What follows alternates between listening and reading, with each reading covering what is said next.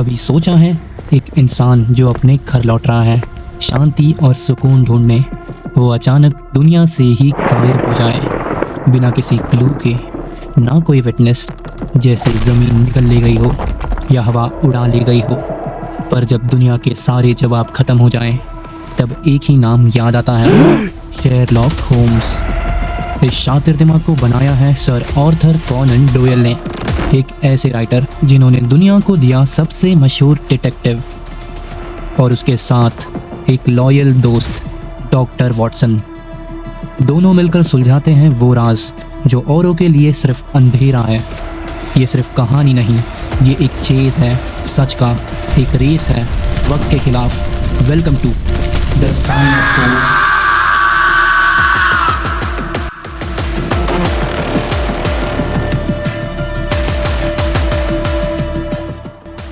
और हाँ, ये कहानी मैं सुना रहा हूँ, डॉक्टर वॉटसन, शेरलॉक होम्स का दोस्त और इस राज का जिंदा गवाह।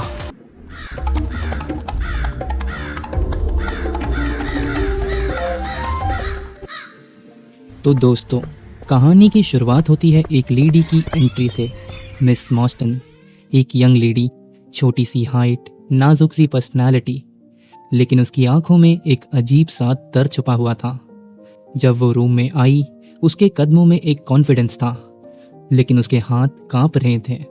होठों पे हल्की सी थरथराहट सी थी, जैसे वो कुछ बड़ा लेके आई हो, कुछ ऐसा जो उसका दिल छीन ले गया हो।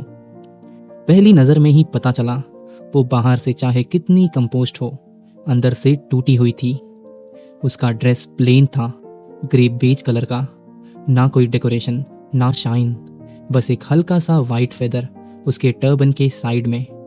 ये सिंप्लिसिटी, ये साफ सुथरापन दिखाता था कि वो शायद अमीर नहीं थी, लेकिन क्लास थी उसमें। शौक था, लेकिन जिंदगी ने बीच में ही रोक दिया था। वॉटसन, जो ये कहानी सुना रहा है, उसने दुनिया के 3 कॉन्टिनेंट्स में हजारों औरतों से मुलाकात की थी, पर उसने कहा, मैंने कभी किसी औरत के चेहरे पे इतनी प्योरिटी, इतनी सेंसिटिविटी नहीं देखी। लेकिन दोस्तों, सबसे ज्यादा हैरानी तब हुई जब मिस मॉस्टन ने अपना दर्द बयान करना शुरू किया। उसने कहा, मिस्टर होम्स, मैंने आपसे मदद लेने का फैसला इसलिए किया क्योंकि आपने मेरी एम्प्लॉयर मिसेस सिसिली फ्रॉस्टर की एक फैमिली प्रॉब्लम सॉल्व की थी। उन्होंने मुझे कहा कि अगर दुनिया में कोई मेरी मदद कर सकता है तो वो आप ही हैं। होम्स ने सोचा, ओह हाँ, वो तो एक छोटा सा केस था। लेकिन मिस मॉस्टन के आगे के वर्ड्स ने होम के हॉक लाइक चेहरे पे एक्साइटमेंट भर दी। मिस मॉस्टन बोली, मेरा केस सिंपल नहीं है, ये इतना अजीब है, इतना कंफ्यूज करने वाला है कि मैं खुद नहीं समझ पा रही हूं मैं किस रास्ते पे हूं। और जैसे ही होम्स ने कहा, स्टेट योर केस, वॉटसन यानी मैं अपनी सीट से उठ गया ताकि उन्हें प्राइवेट स्पेस मिले। लेकिन मिस मॉस्टन ने अपना हाथ उठाया और मुझे रोका। प्लीज़ आप यहीं रहिए, शायद आप मेरी मदद कर सकें। और फिर उसने अपना दर्द बताना शुरू किया, एक कहानी जिसमें सिर्फ राज नहीं, एक बेटी के दिल का दर्द छुपा था। मेरे फादर एक इंडियन रेजिमेंट में ऑफिसर थे। जब मैं छोटी थी, उन्होंने मुझे इंग्लैंड भेज दिया था क्योंकि मेरी माँ की डेथ हो चुकी थी और मेरे पास यहाँ कोई रिश्तेदार भी नहीं है। सोचो, एक छोटी सी लड़की, अकेली, और उसे एडनबर्ग के एक बोर्डिंग स्कूल में भेजा गया था जहाँ जिंदगी शांत थी, लेकिन वो अकेली थी। करीब 17 साल तक वो वहीं रही, लेकिन फिर 1878 में सब कुछ बदल गया। मेरे फादर कैप्टन मॉस्टन ने एक दिन एक टेलीग्राम भेजा। टेलीग्राम लेटर जैसा ही होता है। पुराने टाइम में एक दूसरे से कांटेक्ट करने के लिए टेलीग्राम भेजा जाता था। उस लेटर में लिखा था, मैं लंदन आ गया हूँ बेटा, लंघाम होटल में आज हूँ, आ जाओ। उस मैसेज में प्यार था, आशीर्वाद था, एक उम्मीद थी कि बाप बेटी फिर से मिलेंगे। लेकिन जब मिस मॉस्टन लंदन पहुंची, कैप्टन मॉस्टन गायब थे। होटल वालों ने कहा, हाँ वो यहीं थे, पर कल रात से वापस नहीं आए। उसने पूरा दिन इंतजार किया, कोई खबर नहीं। रात को पुलिस को इन्फॉर्म किया, अगले दिन न्यूज़पेपर में ऐड दी, पर फिर भी कोई पता नहीं चला। कब गए, कहाँ गए, क्यों गए? और तब मिस मॉर्टन की आवाज रुक गई। उसने अपना गला पकड़ लिया। आंखों में आंसू का समुंदर था। शेरलॉक होम्स ने तुरंत अपना नोटबुक खोला, आंखों में वही हॉक लाइक शार्पनेस। डेट क्या थी? उसने पूछा। मिस मॉर्टन ने जवाब दिया, 3 दिसंबर 1878। अब से लगभग 10 साल पहले। 10 साल? एक इंसान 10 साल पहले गायब हो जाता है बिना किसी क्लू के, और अब तक कोई पता नहीं। होम्स ने अगला सवाल किया। उनका सामान? मिस मॉर्टन ने बताया, होटल में रह गया था। बस कुछ कपड़े, कुछ किताबें और अंडमान आइलैंड से लाए हुए कुछ अजीबो गरीब सामान। Now here a strange twist comes. Captain Morton ने एक समय अंडमान आइलैंड में कॉन्विक्ट गार्ड के ऑफिसर के तौर पे काम किया था। होम्स अब केस की गहराई में उतर चुका था। क्या लंदन में उनके कोई दोस्त या कॉन्टैक्ट थे? मिस मॉर्टन बोली, सिर्फ एक, मेजर सॉल्टो। वही रेजिमेंट के थे, 34 बॉम्बे इन्फेंट्री, यानी कि मिस मॉर्टन के फादर के साथ ही काम करते थे। पर जब हमने उनसे कांटेक्ट किया तो पता चला उन्हें तो ये भी नहीं पता कि कैप्टन मॉर्टन इंग्लैंड में हैं। होम्स की आंखों में एक चमक थी। बहुत ही अजीब केस है, पर अभी कहानी का सबसे सस्पेंसफुल ट्विस्ट बाकी था। मिस मॉर्टन ने कहा, अभी तक मैंने आपको सबसे अनोखी बात बताई ही नहीं। अब सुनिए ध्यान से। 6 साल पहले 4 मई 1882 को टाइम्स न्यूज़पेपर में एक एडवर्टाइजमेंट आया। एड में लिखा था, मिस मैरी मॉर्टन अपना एड्रेस बताइए, उनके फायदे की बात है। ना कोई नाम था, ना एड्रेस, बस एक अनोनिमस मैसेज, यानी अननोन मैसेज। मिस मॉर्टन उस वक्त मिसेस सिसिली फ्रॉस्टर के घर में गवर्नेस के रूप में काम कर रही थी। गवर्नेस यानी होता है एक ऐसी टीचर जो किसी के घर जाके पढ़ाए, होम ट्यूशन जैसा तुम समझो। उनके कहने पर मिस मॉर्टन अपना एड्रेस पेपर में पब्लिश करती हैं, और उसी शाम एक छोटा सा बॉक्स उनके घर पहुंचता है। बॉक्स खोलते ही एक बड़ी सी चमकदार मोती, एक पर्ल, कोई नोट नहीं, कोई मैसेज नहीं, सिर्फ एक अनमोल तोहफा। और फिर क्या हुआ? हर साल बिल्कुल उसी डेट पर एक नया पर्ल का बॉक्स आता रहा, साफ, शाइनी, किसी रेयर वैरायटी के एक्सपेंसिव पर्ल्स। और जब मिस मॉर्टन ने बॉक्स खोला और वो मोतियां दिखाई तो डॉक्टर वॉटसन खुद बोल उठे, मैंने कभी इतने खूबसूरत पर्ल नहीं देखे। शेरलॉक ने कहा, मिस मॉर्टन, ये केस तो सच में फैसिनेटिंग होता जा रहा है। अब तक तो सिर्फ एक मिस्ट्री थी, लेकिन क्या कुछ और भी हुआ है? मिस मॉर्टन ने हल्की सी हाँ में सर हिलाया और कहा, और हाँ, आज सुबह एक और चीज हुई। इसी वजह से मैं आपसे मिलने आई हूं। ये देखिए, ये लेटर। शेरलॉक होम्स ने लेटर उठाया, उसके जैसे हर डिटेल को माइक्रोस्कोप की तरह स्कैन करने लगा। थैंक यू, एनवेलप भी दे दीजिए, होम्स ने कहा। उसने एनवेलप को घूर कर देखा। पोस्टमार्क लंदन SW, डेट 7 जुलाई। एक आदमी का थंबप्रिंट, शायद पोस्टमैन का। उसने पेपर को टच किया। बहुत हाई क्वालिटी का पेपर है। एनवेलप की कीमत होगी 6 पेंसेस पर पैकेट। मतलब भेजने वाला आदमी अपने स्टेशनरी को लेकर काफी पर्टिकुलर है। और फिर होम्स ने वो लेटर पढ़ना शुरू किया। आज रात 7 बजे लूसियम थिएटर के बाहर 3रे पिलर के पास आइएगा। अगर भरोसा नहीं है तो 2 दोस्तों को लेकर आइएगा। आपके साथ गलत हुआ है। You are a wronged woman और आपको इंसाफ मिलना चाहिए। पुलिस को लेकर आए तो सब बर्बाद हो जाएगा।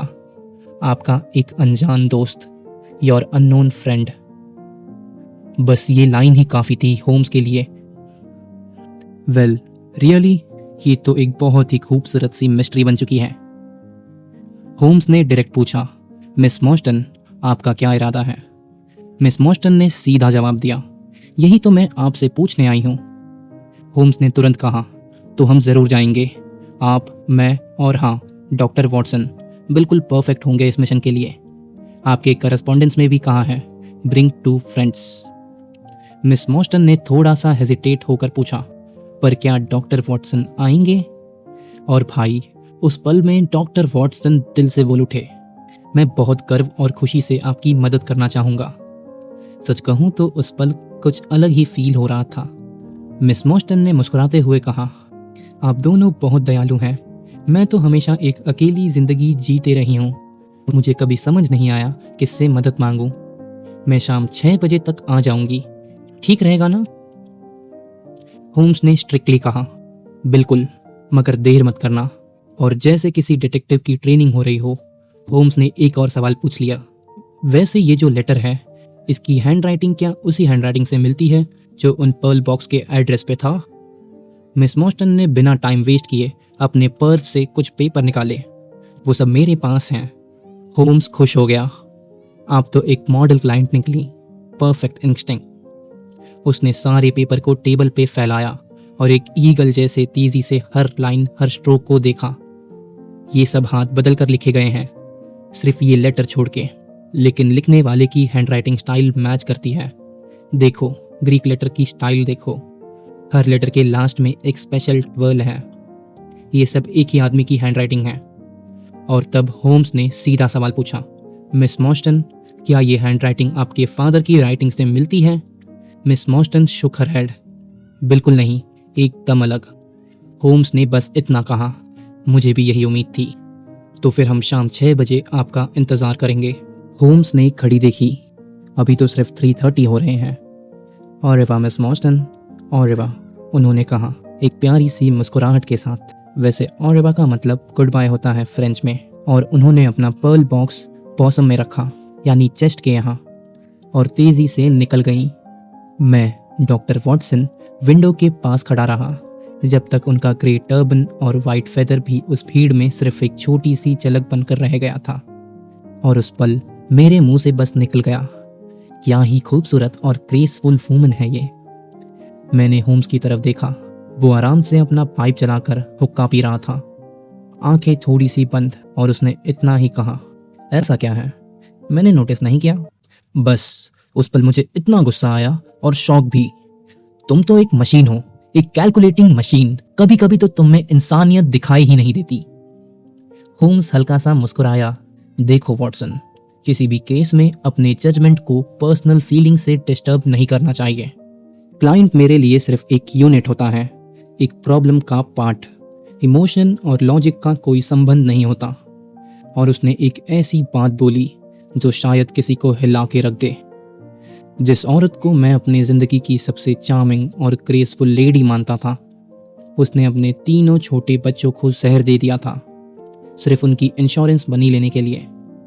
और जिसे दुनिया सबसे अनप्लेजेंट और क्रीपी आदमी समझती है, उसने अपने लाइफ सेविंग का £250,000 गरीबों के लिए दान कर दिया। मैंने कहा, पर इस केस में तो। होम्स ने तुरंत इंटरप्ट किया, मैं कभी एक्सेप्शन नहीं बनाता, क्योंकि एक एक्सेप्शन पूरे रूल को खत्म कर देता है। उसके बाद होम्स ने एक नया सवाल डाल दिया, वैसे तुमने कभी हैंडराइटिंग से कैरेक्टर जज किया है? इस आदमी की हैंडराइटिंग के बारे में क्या सोच रहे हो? मैंने बोला, पढ़ने में तो सही है, रेगुलर भी लगती है, लगता है कोई बिजनेस माइंडेड और डिसिप्लिन आदमी होगा। होम्स ने सर हिलाया, नहीं वॉटसन, देखो, उसके लॉन्ग लेटर्स एक भी क्लियर डिफरेंशिएट नहीं है। डी लगता है जैसे ए हो, आई तो ई जैसा लग रहा है। जो लोग स्ट्रॉन्ग कैरेक्टर के होते हैं, वो चाहे कितना भी बेकार लिखे, उनके लॉन्ग लेटर हमेशा क्लियर होते हैं। यहाँ तो के में भी कंफ्यूजन है, और कैपिटल में तो ईगो दिख रहा है। और फिर होम्स ने खड़े होकर कहा, मैं थोड़ी देर के लिए जा रहा हूँ, कुछ रेफरेंस चेक करने हैं। तब तक तुम ये बुक्स पढ़ सकते हो, बहुत ही जबरदस्त लिखी गई है। The martyrdom of man by Winwood Reade. और होम्स निकल गया, लेकिन मेरे दिमाग में अभी भी मिस मॉर्टन की मुस्कुराहट और होम्स के आईसी लॉजिक दोनों घूम रहे थे। मैं विंडो के पास बैठा था, हाथ में किताबें थी, लेकिन दिल उसमें बिल्कुल भी नहीं था। मेरा ख्याल तो कहीं और ही भाग रहा था, उस अजनबी मेहमान की तरफ। उसकी मुस्कुराहट, उसकी आवाज़, उसका गहरापन और उसकी ज़िंदगी पर छाया हुआ वो अजीब राज। मैं सोच रहा था, अगर वो अपने फादर के डिसअपीयर होने के वक्त 17 साल की थी, तो अब वो करीब 27 की होगी, यानी 27। एक ऐसी उम्र जहाँ जवानी अब सिद्ध से आगे बढ़ चुकी होती है और जिंदगी के थोड़े थोड़े थप्पड़ ने इंसान को ज़्यादा मैच्योर बना दिया होता है। मैं बस वहीं बैठा सोच रहा था। लेकिन ये सोच इतनी गहरी और इतनी खतरनाक होने लगी कि मैंने खुद को झटका दिया और तुरंत उठ गया। अपनी डेस्क पर जाके जिद से एक मेडिकल ट्रीटीज खोल ली। पैथोलॉजी पर लिखी गई एक बोरिंग सी बुक। मेरे दिल ने छुपके से पूछा, तू कौन है वॉटसन? सिर्फ एक फौज का डॉक्टर, एक कमजोर पैर के साथ और उससे भी कमजोर बैंक बैलेंस के साथ। तुझे क्या हक है कोई ऐसा सपना देखने का? उस वक्त मुझे याद आया होम्स की बात, client is a unit, a factor in a problem, nothing more. पर यार ध्यान से देखें तो डॉक्टर वॉटसन प्यार करने लगा है मॉस्टन से। देखते हैं आगे क्या होता है। शाम के 5:45 बज रहे थे, यानी 5:45, जब होम्स फाइनली वापस आया। उसके चेहरे पे एक अलग ही चमक थी, आंखों में एक्साइटमेंट, चाल में तेजी। और मुझे अच्छी तरह पता था जब वो ऐसी मूड में होता है तो इसका बिल्कुल उल्टा भी हो सकता है, डीप डिप्रेशन। मैंने उसके लिए चाय रेडी रखी थी। जैसे ही उसने कप उठाया वो बोला, इसमें कोई बड़ी मिस्ट्री नहीं है। मैं चौंक गया। क्या तुमने केस सॉल्व कर लिया? नहीं नहीं, होम्स मुस्कुराया। इतना कहना ज्यादा होगा, बस एक हिंट मिला है, लेकिन बड़ा ही इंटरेस्टिंग हिंट है। पिक्चर अभी बाकी है पर डायरेक्शन मिल गई है। क्या हिंट? मैंने पूछा, क्यूरियस और थोड़ा कंफ्यूज। होम्स ने कामली जवाब दिया, टाइम्स न्यूज़पेपर के पुराने रिकॉर्ड चेक करने पर मुझे पता चला मेजर शॉल्टो, यानी मैरी के पिता के दोस्त, जो अपर नॉरवुड में रहते थे, 34th बॉम्बे इन्फेंट्री के ऑफिसर थे, वो 28 अप्रैल 1882 को मर गए। मैं अभी भी कनेक्शन समझने की कोशिश कर रहा था। होम्स, मैं हो सकता है थोड़ा स्लो हूं, लेकिन इसका मतलब मुझे समझ नहीं आया। होम्स ने आंखों में थोड़ी सी हैरानी के साथ मुझे देखा। सच में? तो चलो एक काम करते हैं, इसे थोड़ा लॉजिकली देखते हैं। कैप्टन मॉस्टन लंदन आए और वो गायब हो गए। लंदन में उनका एक ही जान पहचान का आदमी था, मेजर शॉल्टो। शॉल्टो ने बताया कि उसे तो पता ही नहीं कि मैरी के फादर लंदन आए हैं। फिर 4 साल बाद शॉल्टो मर जाता है और उसके कुछ दिन बाद ही मैरी मॉस्टन के पास एक बड़ी कीमती मोती आती है, बिना किसी एक्सप्लेनेशन के। और हर साल फिर उसी डेट पर एक नई मोती, और अब एक अनोनिमस लेटर जो कहता है कि वो एक रॉन्ग्ड वुमन है, यानी उसके साथ गलत हुआ है। सोचो वॉटसन, किस इनजस्टिस की बात हो रही है? ऐसी कौन सी गलती है जिसका ताल्लुक मैरी से है? उसके पिता का गुमना, और क्या? और ये सब शॉल्टो के मरने के तुरंत बाद क्यों शुरू हुआ? मतलब शॉल्टो का वारिस या तो गिल्टी है या किसी राज का गार्डियन बन चुका है, और अब वो शायद अपनी गलती सुधार रहा है और अपनी जिम्मेदारी से निपट रहा है, एक कंपनसेशन देकर मैरी को। होम्स ने मुझे सीधा देखा। तुम्हारे पास इस थियरी का कोई और बेटर एक्सप्लेनेशन है वॉटसन? मैं चुप रहा। क्या था मेरे पास कहने को? कुछ नहीं। लेकिन होम्स, मैंने कहा, ये कैसी अजीब सी कंपनसेशन है और इतने अजीब तरीके से क्यों दी गई? अगर शॉल्टो या उसका वारिस मैरी को इंसाफ दिलाना चाहता था तो आज से 6 साल पहले क्यों नहीं लिखा? और ये लेटर जस्टिस की बात करता है, पर कैसा जस्टिस? क्या तुम्हें लगता है कि मैरी के पिता अभी जिंदा होंगे? होम्स ने सोचा और कहा, मुश्किल है वॉटसन, ये बात मैं भी मानता हूं, लेकिन आज रात हमारा ये सफर सारे डाउट क्लियर कर देगा। और उसी वक्त एक 4 व्हील कैरेज आकर रुकती है। होम्स ने विंडो से देखा। ओह, मिस मॉस्टन आ गई। तुम रेडी हो? चलो निकलते हैं, थोड़ा वक्त हो गया है। मैंने अपना हैट उठाया और अपनी सबसे हैवी स्टिक भी। लेकिन होम्स, उसने साइलेंटली अपने ड्रॉवर से रिवॉल्वर निकाला और पॉकेट में रख लिया। उसका ये जेस्चर क्लियर सिग्नल था, ये मिशन सिर्फ एक सिंपल मीटिंग नहीं है, कुछ सीरियस होने वाला था। मिस मॉस्टन ने डार्क क्लॉक पहना था, चेहरा काम था, लेकिन नर्वसनेस दिख रही थी। फिर भी उन्होंने अपना सेल्फ कंट्रोल बनाए रखा। तब तक होम्स ने मिस मॉस्टन से एक और क्वेश्चन पूछ लिया, वैसे आप मेजर शॉल्टो यानी आपके पिता के फ्रेंड के बारे में और क्या क्या जानती हैं? मिस मॉस्टन ने बड़े शांत तरीके से जवाब दिया, मेजर शॉल्टो पापा के बहुत क्लोज दोस्त थे। उन्होंने कहा, उनके लेटर में बार बार मेजर शॉल्टो का जिक्र आता था। दोनों अंडमान आइलैंड में आर्मी के कमांडो में थे, तो नेचुरली क्लोज हो गए। और फिर उसने एक और इंटरेस्टिंग चीज़ बताई, पापा के डेस्क से एक अजीब सा पेपर मिला था, किसी को समझ नहीं आया, शायद बेकार हो, लेकिन मैंने सोचा आपको दिखा दूं, तो ले आई हूं।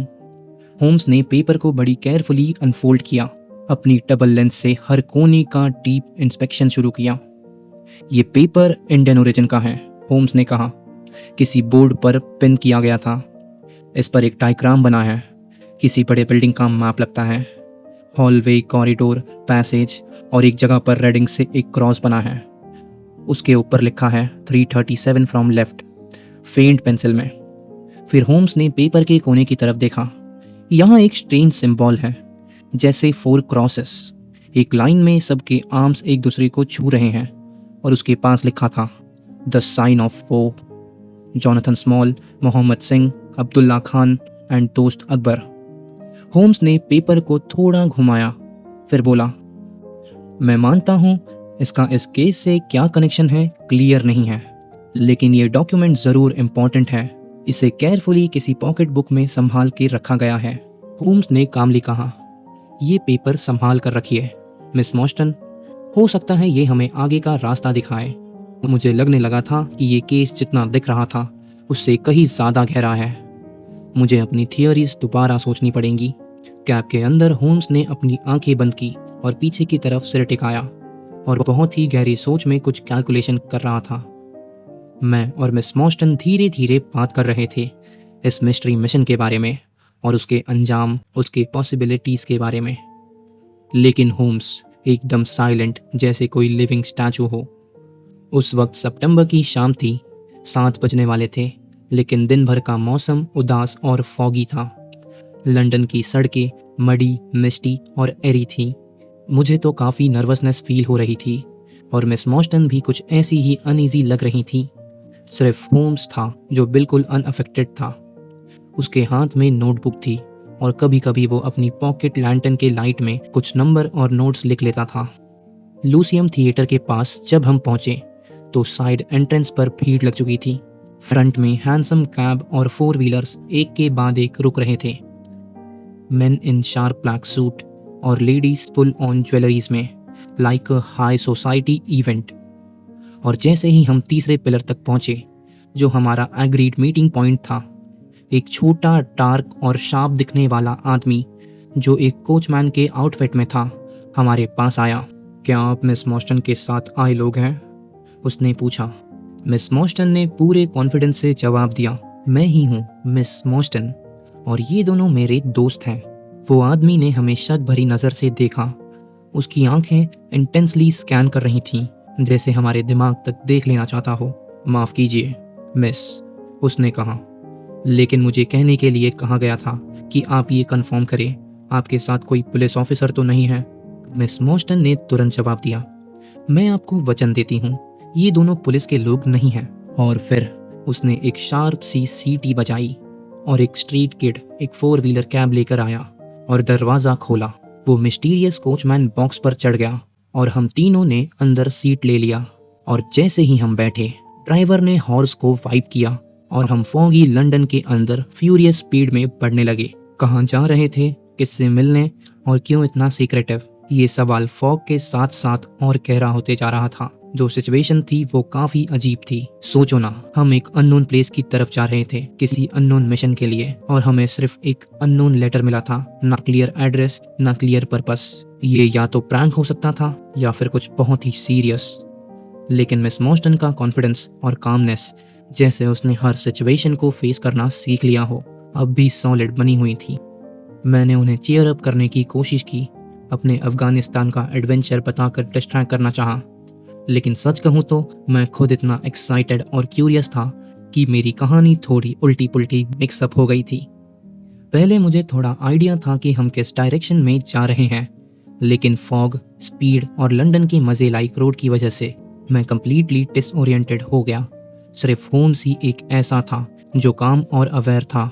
वो तो जैसे जीपीएस से भी एक्यूरेट निकला। जैसे ही कैब घूमी, होम्स सॉफ्टली बोलता है, रॉचेस्टर रो, अब विंसेट स्क्वायर, अब वॉक्सहॉल्स ब्रिज रोड। लगता है हम सरी साइड की तरफ जा रहे हैं। हाँ, ब्रिज आ गया, देखो थेम्स रिवर की एक झलक मिल रही है। और वाकई एक पल के लिए हमने देखा थेम्स रिवर को, लेकिन उससे पहले कि हम ज़्यादा एंजॉय कर पाते, कैब ने स्पीड बढ़ा दी और हम घुस गए एक नए मेज ऑफ स्ट्रीट में। पर सवाल ये था, हम जा कहाँ रहे थे और क्या होने वाला था अगले मोड़ पर? और हम अब पहुंच गए थे एक क्वेश्चनेबल और थोड़ा शेडी नेबरहुड में, जहां सिर्फ बोरिंग ब्रिक्स और हाउसेस थी और उनमें थोड़ी सी ब्राइटनेस थी, चीप पब्लिक हाउसेस की तरह। फिर आए कुछ 2 स्टोरी विलास जिनके सामने छोटे से गार्डन्स थे, और थोड़ा आगे चल के एट लास्ट कैब रुकती है एक नए टेरेस का तीसरा घर जहां हम पहुंचे। उसमें से एक छोटी सी किचन लाइट के अलावा सब कुछ अंधेरा था। बाकी के हाउसेस बिल्कुल खाली और उदास थे। जैसे ही हमने नॉक किया, दरवाज़ा इंस्टेंटली ओपन हुआ और सामने आया एक स्ट्रेंज लुकिंग सर्वेंट। वो एकदम देसी स्टाइल में ड्रेस था, yellow turban, white loose kurta pyjama और एक येलो शैश। इतना देसी और ओरिएंटल लुक था कि वो सीन लग ही नहीं रहा था किसी लंदन का एवरेज सबर्बन हो। एक अजीब सी फीलिंग थी, एक अजीब सी वाइब, और तभी एक अंदर से शार्प पाइपिंग की आवाज आई, शो देम इनटू मी किटमुटकर, show them straight into me. यानी उन्हें मेरे पास ले आओ, सीधा मेरे पास ले आओ किटमुटकर, वो सर्वेंट का नाम। तो अब सवाल ये था, कौन था वो साहिब और क्यों बुला रहा था हमें इस मिस्टीरियस सेटिंग में? क्या ये कोई ट्रैप तो नहीं, या सच में ट्रुथ की एक और लेयर अब खुलने वाली थी?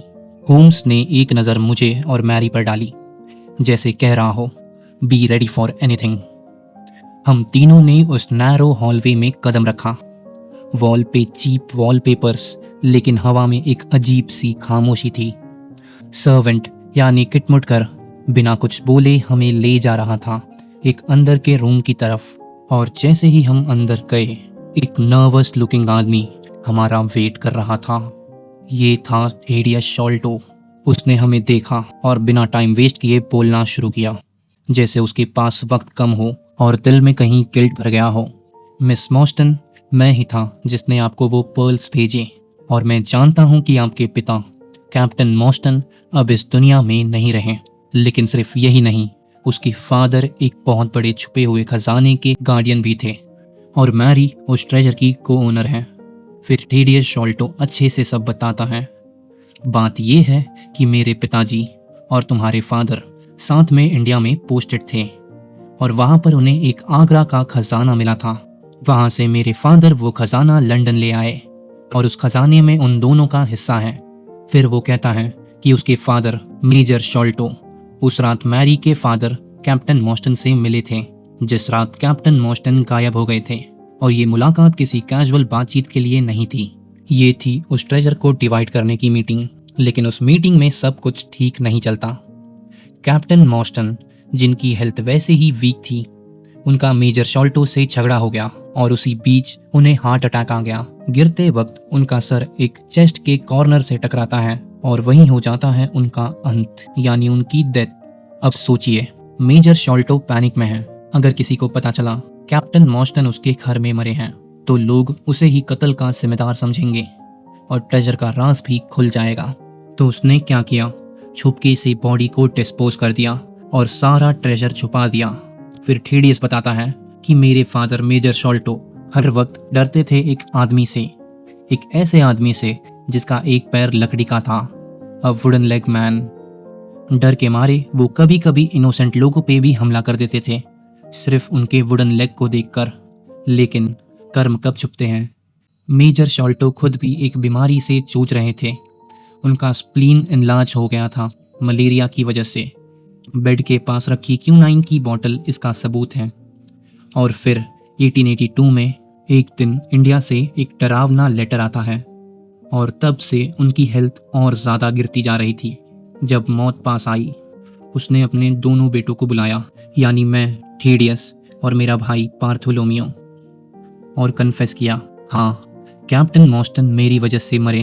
अपनी मौत से पहले मेजर शॉल्टो ने अपने दोनों बेटों को बताया कि वो एक ट्रेजर छुपा कर गए हैं, और उसमें मैरी मॉस्टन, मेरे दोस्त की बेटी, का भी हिस्सा है, और तुम दोनों को मेरी कसम, तुम वो उसके साथ भी शेयर करोगे। लेकिन जैसे ही वो ट्रेजर का लोकेशन बताने वाले थे, विंडो पे एक डरावना चेहरा दिखाई देता है, एक बियर्डेड आदमी, दाढ़ी वाला आदमी, और उसी शौक में मेजर शॉल्टो की मौत हो जाती है। बाहर जाके देखा तो बस एक लौता फुटप्रिंट मिला, यानी सिर्फ सिंगल फुटप्रिंट।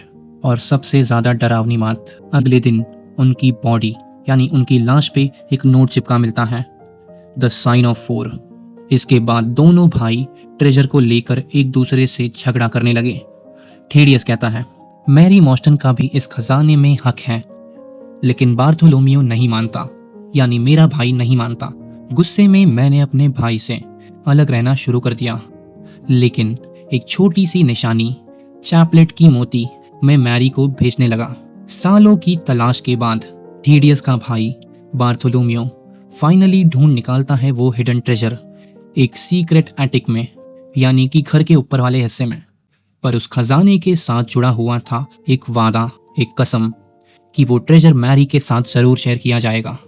और अब थेडियस चाहता था कि मैरी होम्स उसके साथ चले और मिलकर बार्थोलोमियो से ट्रेजर का हिस्सा मांगे और इस ट्रेजर को बांट ले। अब कहानी ले रही थी एक और तेज मोड़। होम्स, वॉटसन और मैरी जब पहुंचते हैं शॉल्टो फैमिली एस्टेट में, तो उनका स्वागत एक घबराई हुई हाउसकीपर करती है। वो कहती है बार्थोलोमियो अपने रूम से पूरा दिन बाहर ही नहीं निकले और रूम अंदर से लॉक है। होम्स का इंट्यूशन तुरंत काम करता है। वो वॉटसन के साथ जाता है रूम के पास और जैसे ही वो की होल से झांकता है, एक अजीब सा चेहरा अननेचुरली ग्रिन करता हुआ उनकी तरफ घूर रहा होता है। क्या बार्थोलोमियो उनका इंतजार कर रहा है? नहीं, कुछ तो बहुत गलत है। होम्स और वॉटसन तुरंत दरवाजा तोड़ देते हैं और अंदर जो देखते हैं वो उनका खून सुखाने के लिए काफी है। बार्थोलोमियो की लाश वहां पड़ी होती है। गले में चुभा होता है एक जहरीला कांटा, अ पॉइजन थॉर्न, एक साइलेंट किलर, और उसके साथ आगरा का ट्रेजर भी गायब था। होम्स तुरंत थेडियस शॉल्टो को बोला पुलिस के पास जाओ और सारी बात की रिपोर्ट करो। तब तक होम्स शुरू करता है अपना इन्वेस्टिगेशन। रूम का हर कोना स्कैन किया, फ्लोर पे, विंडो पे और स्पेशली एक अनयूजुअल जगह पे, और उसे जमीन पर स्टिकी लिक्विड से कुछ पैरों के निशान मिले, जिससे एक चीज कंफर्म हो गई थी, एक आदमी जिसका वुडन लेग है यहाँ से भागा है। लेकिन होम्स ने कहा ये अकेला नहीं था, एक और था उसके साथ, पर वो तो बहुत ही अनयूजुअल और फैसिनेटिंग क्रिएचर था। उसके पैर बहुत छोटे थे, स्मॉल साइज के, जो शायद और भी डेंजरस है। पूरा केस ढंग से स्टडी करने के बाद पता चला कि साइन ऑफ 4 जो कागज था उसमें एक आदमी जिसका नाम जोनाथन स्मॉल है, उसका भी लकड़ी का पैर है, और वो ही है वो वुडन लेग आदमी जो खजाना लेकर भाग गया। तब तक पुलिस आई और साथ में एक और डिटेक्टिव था। उसने होम्स को कहा आप बस थियरी ही देते रहोगे, और बिना किसी इन्वेस्टिगेशन के डायरेक्ट थेडियस शॉल्टो को अपने भाई के मर्डर के लिए अरेस्ट कर लिया। होम्स ने कहा उसकी कोई गलती नहीं है, पर फिर भी उन्होंने उसे अरेस्ट कर लिया। तब होम्स ने थेडियस शॉल्टो को कहा मैं तुम्हें छुड़ा लूंगा, टेंशन मत लो। शेरलॉक होम्स फिर से उन छोटे पैरों की निशान देखने लगा और वॉटसन को बोला जाओ मिस्टर शर्मैन के घर और टोबी को लेकर आओ। टोबी कोई नॉर्मल डॉग नहीं था, वो था एक स्निफिंग जीनियस। उसकी नाक बहुत तेज थी और उसकी मदद से होम्स और वॉटसन एक नदी के रिवर बैंक तक पहुंचे और उन्हें पता चला कि वहां पर बोट्स किराए पर ली जाती हैं। और शेरलॉक होम्स ने कहा ये लोग जितना सोचा था उससे कहीं ज्यादा शातिर हैं। फिर शेरलॉक होम्स जाता है रेंट देने वालों के पास। उनसे पूछने पर पता चला कि एक लकड़ी के पैर वाला आदमी एक स्टीम बोट लेकर गया है रेंट पर, और उस स्टीम बोट का नाम था अरोरा।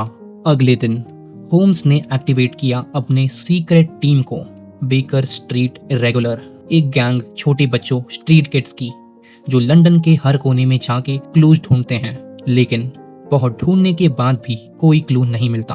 अब बारी थी शेरलॉक होम्स के फाइनल चाल की, लेकिन इस बार बिना किसी पुलिस के, बिना वॉटसन के और बिना अपने असली चेहरे के। होम्स ने अपना क्लासिक डिस्गाइज पहना। क्लासिक डिस्गाइज यानी होम्स ने भेस बदला और निकल पड़ा छुप छुप के उस टीम बोट अरोरा की तलाश में। और क्या मिला? एक बोट जिसे कैमोफ्लेज किया गया था, यानी छुपा दिया था आंखों से दूर, लेकिन होम्स ने पता लगा लिया था।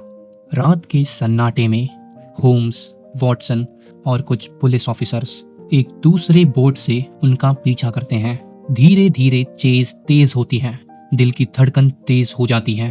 बोट के अंदर है एक लकड़ी के पैर वाला आदमी जॉनथन स्मॉल और उसके साथ एक छोटा सा लेकिन खतरनाक इंसान जो अंडमान आइलैंड से आया है। उसका नाम था टोंगा, एक बहुत ही बद्धा दिखने वाला आदिवासी।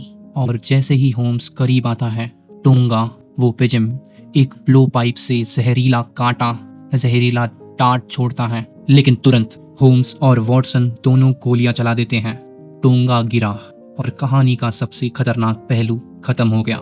बोट ग्राउंडेड हो गई और जॉनथन स्मॉल, वो लकड़े के पैर वाला आदमी, कीचड़ में फंस गया और पकड़ा गया।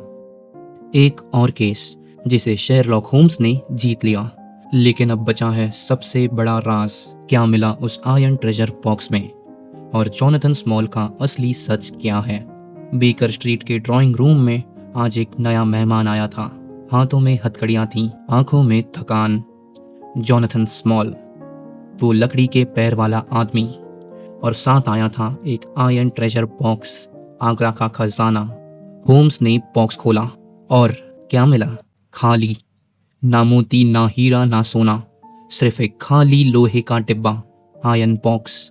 होम्स ने जॉनथन स्मॉल की आंखों में आंखें डालकर पूछा, तुमने खजाना कहाँ छुपाया? तब शुरू होती है जॉनथन स्मॉल की दिल दहलाने वाली कहानी।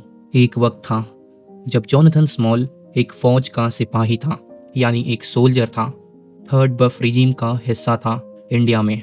एक नॉर्मल जिंदगी जी रहा था, पर फिर एक दिन उसकी किस्मत पलट गई। एक नॉर्मल से दिन में उसके साथ एक बहुत बुरी चीज हुई, एक स्विमिंग पूल एक्सीडेंट। एक क्रोकोडाइल ने उसका राइट लेग खा लिया और उसी के साथ उसकी पूरी जिंदगी बदल गई। अब वो एक पैर वाला आदमी था और उसके लिए आर्मी की दुनिया बंद हो गई।